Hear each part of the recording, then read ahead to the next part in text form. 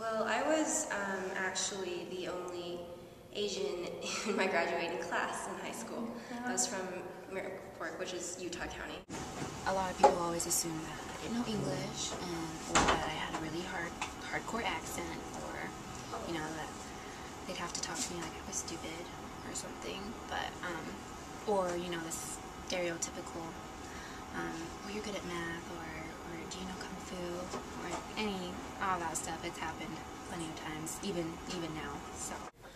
I mean, in junior high, my nickname was Gook. They actually called me Gookney, but we didn't know what it meant. Like, we just thought it was another word for Asian until our teacher kind of yelled at us and told us what it meant. Words are words to me. I don't really get offended easily. Coming from Southern California, which, kind of like New York City, is a melting pot of all ethnicities, and when I came here, I'm like, holy crap, I do look different than other people. And other people notice that, and they're like, oh, you know, where are you from? And I would say, oh, California. And they would say, no, where are you from? As in, what country am I from? As though I'm not an American who was born in Los Angeles. There's sort of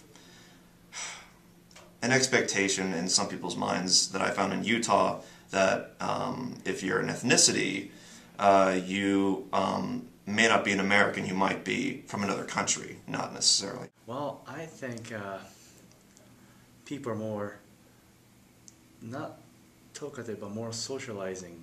Like people like to socialize in the United States. In Japan, like everybody got their own group, and you have to kind of fit into individual group, you know, a group of people. You have to adjust yourself. But in this country, you don't have to. You know, everybody's, you know, open-minded somehow. It's about once a month, sometimes once every 2 months, we go to Rose Hill Cemetery and pay our respects to our, to my grandfather and my great uncle and collectively ancestors. You know, we bring sort of a picnic deal. You light incense, you pour wine out on their graves. You know, sort of a tradition. You know, we do Chinese New Year, and not just like, you know, eating Chinese food, which is how white people celebrate it. We eat real Chinese food, which you get at places that don't have English names, and where you walk in and it's extremely loud. And we give out lucky money, which is those red envelopes with money in it. If you're older, you give it to the younger people. So when I was little, I got a lot of money. I got loaded at Chinese New Year. And now I get pretty poor at Chinese New Year because I have a lot of cousins. On Valentine's Day was Chinese and Vietnamese New Year, so, you know, when we were younger, we would have a ceremony. We would burn incense, you know, thank our ancestors, and we'd celebrate. The kids would get, you know, the lucky red envelopes and get money in it, and if you keep it for a year, it's supposed to bring you good luck. Our traditions are they're a little bit more Americanized now that we've been here for so long. But our parents are pretty strict on trying to keep it within, you know, within the next generations. Like my niece and nephews, we try to teach them, you know, the language. I graduated in December 2008 in mass communications with a minor in business.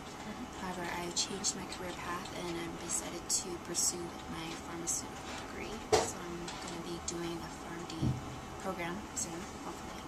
I did my undergrad in Boston. I was freelancing and playing tuba in Boston for 8 years. And I met my teacher. He plays in Utah Symphony here. I'm working on my master's.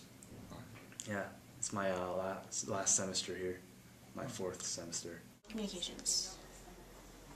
I went from biology to communications. I'm doing the general sequence right now, but I was kind of thinking either journalism or PR.